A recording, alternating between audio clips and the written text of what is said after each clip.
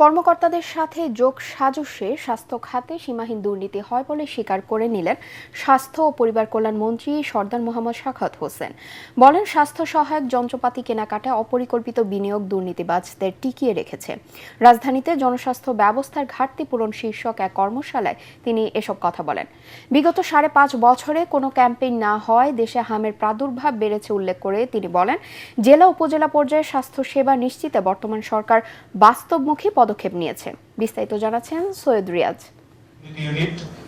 রাজধানীর আন্তর্জাতিক মাতৃভাষা ইনস্টিটিউট মিলনায়তনে দেশের জনস্বাস্থ্য ব্যবস্থার ঘাটতি পূরণ এবং সার্বজনীন স্বাস্থ্য সুরক্ষা নিশ্চিতকরণে ব্যয়ের দক্ষতা শীর্ষক গবেষণার ফলাফল অবহিতকরণ কর্মশালায় স্বাস্থ্যমন্ত্রী বলেন, সুন্দর স্বাস্থ্য নিশ্চিত করা না গেলে জাতি একটি দেশকে কিছুই দিতে পারবে না। 2020 সাল থেকে দেশে হামের কোনো ক্যাম্পেইন হয়নি বলেও জানান তিনি।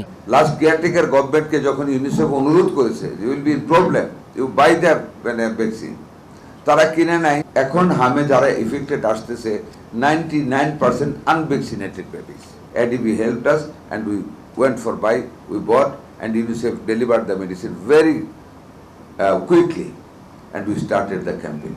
জন্ম থেকে মৃত্যু পর্যন্ত মানুষের সাংবিধানিক অধিকার বাস্তবায়নে স্বাস্থ্য মন্ত্রণালয় কাজ করে জানিয়ে মন্ত্রী বলেন, দায়িত্বশীলদের সীমাহীন দুর্নীতির কারণে বিতর্কিত হয় সরকার। অফিসারদের সাথে মিলেমিশে 11 কোটি টাকার মেশিন আওয়ামী লীগ আমলে 18 কোটি টাকা দিয়ে 2টা রেডিও থেরাপির মেশিন কেনা হয়েছে। এইভাবে অনেক এক্সরে মেশিন আনা হয়েছে, but there was no technologist. Unplanned investment of the hard earn money of the poor people of this country.